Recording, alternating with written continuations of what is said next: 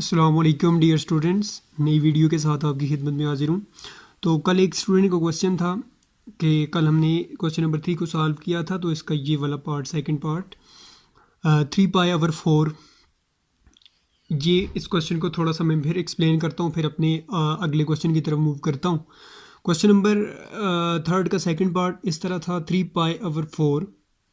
3π/4 आपने ये चेक करना है कि ये कौन से क्वाड्रेंट में है और कौन से क्वाड्रेंट के क्लोजेस्ट है, कहाँ पे ये लाई करता है। ठीक है, तो मैंने यहाँ पे ये एक्सप्लेनेशन दी थी आपको कि 3π/4 को पहले आप चेक करें कि ये कहाँ पे करता है। तो 3π कैसे आएगा हमारे पास, देखें डायरेक्ट 3π तो हम उसकी वैल्यू फाइंड आउट कर नहीं सकते। तो इसके लिए मैंने यहाँ पे रीज़न लिखी थी 2π विच इज़ इक्वल टू 360 होता है। ये आपको पता है। यहाँ पे मैं और मज़ीद इसको सिंप्लीफाई कर लेता हूँ। देखें ये आपके पास 90 होता है, ये 90 होता है, 90 होता है π/2 के इक्वल। देखें ये π/2 है और ये π/2 है। π/2 मीन और π/2 हमारे पास, और ये π/2 है और ये भी सिमिलरली π/2 है। मतलब कहने का ये है कि 4 time π/2, π/2 plus π/2 plus π/2 plus π/2 which is equal to 2, इसका एलसीएम आ जाएगा और 4π आपके पास ऊपर आ जाएगा। ठीक है, 2 से कट जाएगा और 2π आपके पास आ जाएगा। ठीक है, तो ये 2π विच इज़ इक्वल टू, ये कंप्लीट जब एक सर्कल होता है जिसमें हमारे पास 360 डिग्री में अगर इसको मेजर करें तो 360 डिग्री आता है, और इसको अगर आप पाई की फॉर्म में लेके जाएं तो ये 2π होता है। ठीक है, तो ये कंप्लीट जो सर्कल होता है कंप्लीट करता है तो वो 2π की इक्वल होता है यहाँ पे, इसलिए मैंने लिखा है 2π इज इक्वल टू 360 के। और अगर एक और पाई, क्योंकि यहाँ पे हमारे पास 3π है, अगर मैं इसमें मुझे 3π चाहिए तो तब मैं एक पाई मज़ीद इसमें ऐड करता हूँ। ठीक है, 2π विच इज़ इक्वल टू 360 होता है, और 1π जो होता है वो 180 के इक्वल होता है। मतलब 360 को अगर आप उसका हाफ करें तो 180 होता है, मतलब 2π का हाफ करें तो 1π होता है, तो ये 180 के इक्वल होता है। तो मुझे 3π की वैल्यू चाहिए, तो यहाँ 2π और 1π 3π हो जाएगा, और इन दोनों को 360 डिग्री और 180 डिग्री को ऐड करें तो 540 डिग्री आता है मेरे पास।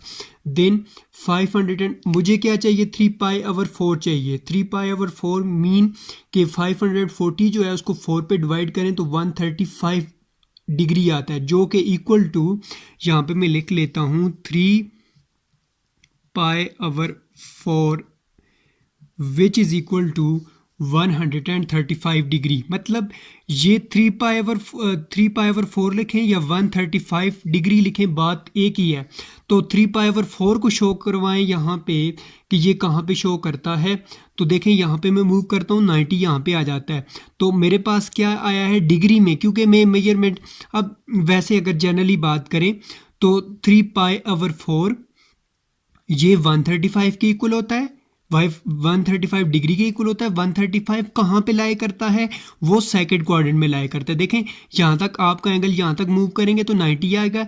90 से जैसे ही इधर आप मूव करना शुरू करेंगे तो ये 180 और 90 के दरमियान में आएगा। ठीक है, 180 और 90 के दरमियान में जो भी एंगल आएगा तो वो इसी रेंज में आएगा ना, 100 से ऊपर आएगा। ठीक है, 90 से ऊपर और 180 के से नीचे। ठीक है, तो यहाँ पे 135 यहाँ पे कहीं लाई करेगा। ठीक है, तो इसके बाद ये एंगल जो लाई करेगा 3π/4, यहाँ पे मैंने नीचे लिखा है, ये लाई करेगा बिटवीन पाई, ये π/2 एंड पाई के दरमियान ये लाई करेगा। देखें ये पाई एंड π/2 दोनों के दरमियान ये एंगल जो है, ये जो हमारे पास 3π/4 है, ये π/2 एंड पाई के दरमियान लाई करेगा। नंबर 7 इस तरह से है, if cos theta is equal to -2/3 and terminal arm of the angle theta is in quadrant number second है, find the value of remaining trigonometric function. ठीक है, cos थीटा की वैल्यू में गिवन है, terminal arm of the angle theta is second quadrant, वो second quadrant में lie करता है, और आपने क्या फाइंड करना है, जो बाकी रिमेनिंग हमारे पास ट्रिग्नोमेट्रिक फंक्शंस की जो रेशो हैं वो क्या करनी है, फाइंड करनी है। ठीक है, साइन थीटा का, टेन थीटा, सीकेंड को सीकेंड और कॉट हमने फाइंड आउट करना है। ठीक है, तो हमारे पास डायग्राम है यहाँ पे मैंने बनाई है, राइट एंगल ट्राइंगल है। अगर इसको मैं शो करूँ इस तरह, ये फर्स्ट क्वाड्रेंट, ये सेकंड, ये थर्ड एंड ये फोर्थ होता है, ठीक है। तो सेकंड क्वाड्रेंट में लाई करता है, तो यहाँ पे ये 90 डिग्री है, 90 के सामने हमेशा आपके पास हाइपोटेन्यूज होता है और ये बेस होती है, और ये आपके पास क्या होता है, परपेंडिकुलर होता है, ठीक है। तो अब जो होता है हमारे पास, अब मैं सारी वैल्यूज़ को वन बाय वन क्या करता हूँ, फाइंड आउट करता हूँ। काज की वैल्यू में गिवन है, पहले मैं ये लिख लेता हूँ, cos theta which is equal to -2/3। तो काज थीटा होता किसके इक्वल है, यहाँ पे मैं लिख लेता हूँ, cos theta which is equal to base over hypotenuse होता है, ठीक है, बेस अवर हाइपोटेन्यूज, ठीक है। Cos theta base over hypotenuse mean base हमारे पास यहाँ पे x है और हाइपोटेन्यूज हमारे पास r है, ठीक है। तो इसका मतलब ये हुआ कि x की वैल्यू हमारे पास -2 है और r की वैल्यू हमारे पास 3 है, ठीक है। सो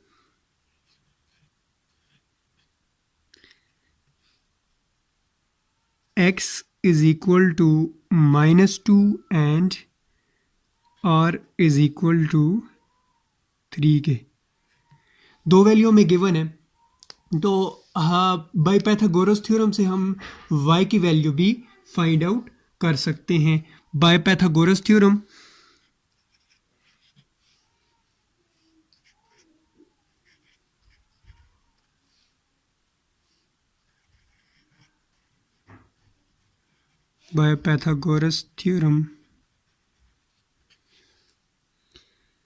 r square which is equal to x square plus y square, ये पाइथागोरस थ्योरम होता है। तो पाइथागोरस थ्योरम, अब हमारे पास कौन कौन सी वैल्यू गिवन है, x और r की वैल्यू गिवन है, हमें y की वैल्यू चाहिए। तो हम इस तरह करेंगे कि यहाँ से y को आइसोलेट कर लेते हैं, दिस इम्प्लाइज दैट y को आइसोलेट करते हैं, y square is equal to x square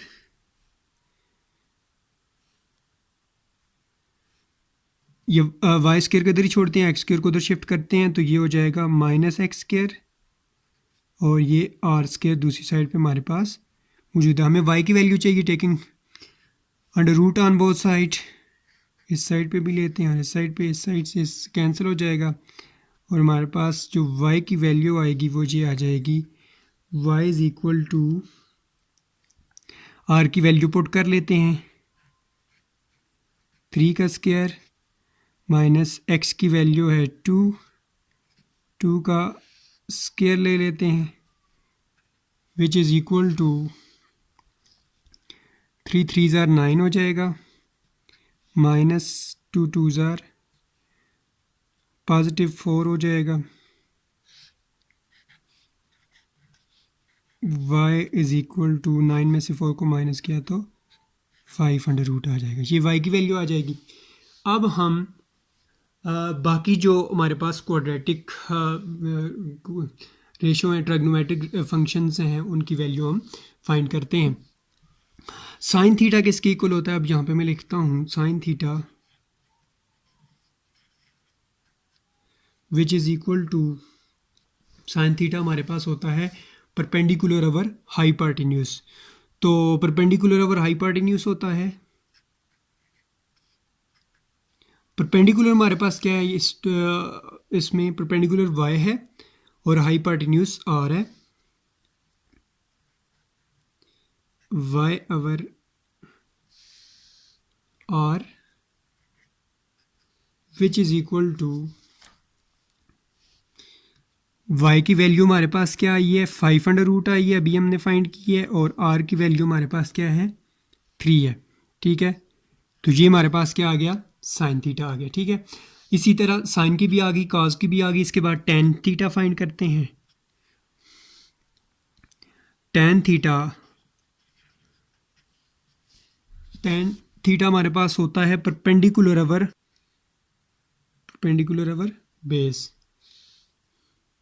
tan theta होता है परपेंडिकुलर ओवर बेस। तो यहाँ पे परपेंडिकुलर हमारे पास y है और बेस हमारे पास x है, दोनों की वैल्यू हमें गिवन है। परपेंडिकुलर की वैल्यू हमारे पास y की वैल्यू अभी फाइंड की है जो कि है 5 और बेस x की जो वैल्यू है वो हमारे पास है -2 के। ठीक है, तो ये हमारे पास tan की वैल्यू आ जाएगी माइनस, इसको मैं इस तरह लिख सकता हूँ which is equal to, minus को इस तरह लिखते हैं।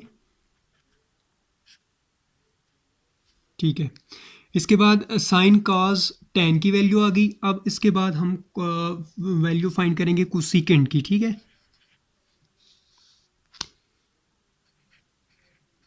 Cosecant theta. देखें एक बात याद रखिएगा, जब यहाँ पे c आएगा तो जाहिर बात है यहाँ पे s आएगा। ठीक है, कोसेकेंट 1/, साइन थीटा के होता है। ठीक है, मतलब कहने का ये है कि 1/, साइन हो तो वो कोसेकेंट के होगा। ठीक है, 1/, जो है वो अगर कॉज होगा तो वो सीकेंट के होगा। यहाँ पे s होगा तो यहाँ पे c होगा, यहाँ पे c होगा तो यहाँ पे s होगा। ये याद रखिएगा, ये आपस में उलट, इसको याद रखने का ये बेहतरीन तरीका है। ठीक है, तो यहाँ पे दिस इम्प्लाइज दैट, इसको मैं अगर इस तरह लिख दूँ 1/, साइन थीटा हमारे पास ये ऊपर मैंने लिखा था परपेंडिकुलर ओवर हाइपोटेन्यूज होता है, विच इज़ इक्वल टू, अगर इसको हम इसको ऊपर लेके जाएं तो h/p हो जाता है। मतलब कहने का ये है कि कोसेकेंट हमारे पास क्या हो जाएगा, h/p के, which is equal to, h की वैल्यू हमारे पास हाइपोटेन्यूज जो कि r है हमारे पास, r/y, क्योंकि परपेंडिकुलर हमारे पास y है, h/r हो जाएगा। r की वैल्यू हमारे पास गिवन है 3 और y की वैल्यू हमारे पास गिवन है 5√। ये हमारे पास किसकी वैल्यू आ जाएगी, कोसेकेंट की। ठीक है, तो हमारे पास आ जाता है सीकेंट थीटा, जिस तरह मैंने आपको पहले बताया था 1/, ये हो जाएगा कॉस थीटा के, 1/, cos theta, mean cos theta हमारे पास ऊपर क्या आया था 1/,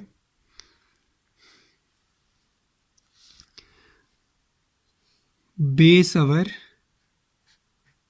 hypotenuse, which is equal to hypotenuse over base. Hypotenuse हमारे पास r है और बेस हमारे पास x है। वैल्यू पुट करें तो ये आपके पास आ जाएगा, r की वैल्यू हमारे पास क्या है 3 है और x की वैल्यू क्या है हमारे पास -2 है, विच इज़ इक्वल टू, हम इसको इस तरह लिख सकते हैं -3/2। ये किसकी वैल्यू आ जाएगी, सीकेंट की। ठीक है, अब इसके बाद लास्ट वैल्यू हमारे पास रहती है cot theta, cot C for cot, तो कॉट होता है cos theta over sine theta. ठीक है, तो कॉस हमारे पास होता है, कॉस है हमारे पास, ये ऊपर मैंने लिखा है x/r के,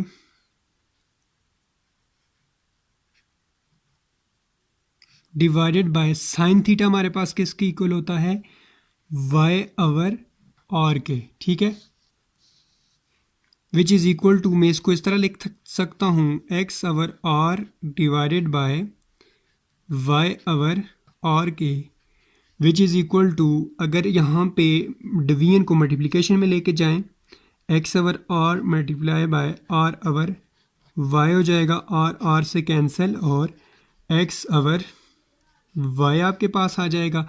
अब x की वैल्यू भी आपके पास मौजूद है और y की वैल्यू भी मौजूद है, वैल्यू पुट कर दें तो कॉट थीटा आपके पास आ जाएगा x/y, which is equal to, x की वैल्यू हमारे पास -2 है और y की वैल्यू हमारे पास आई है √5। ठीक है, तो ये किसकी वैल्यू थी, कॉट की। तो यही इस क्वेश्चन की आंसर है, जिसमें हमने sine theta, cos, tan, cosecant, secant और कॉट की वैल्यू फाइंड आउट की है। फिर भी अगर किसी को कुछ समझ नहीं आई, प्रॉब्लम है, तो कमेंट्स कीजिएगा, मैं मज़ीद एक्सप्लेन कर दूंगा। चैनल को सब्सक्राइब करें अगर आप फर्स्ट टाइम हैं मेरे चैनल पे। वीडियो के साथ आपकी खिदमत में हाजिर हूँगा। तब तक के लिए अपना ढेर सारा ख्याल रखिएगा, दुआओं में याद रखिएगा। अल्लाह हाफ़िज़।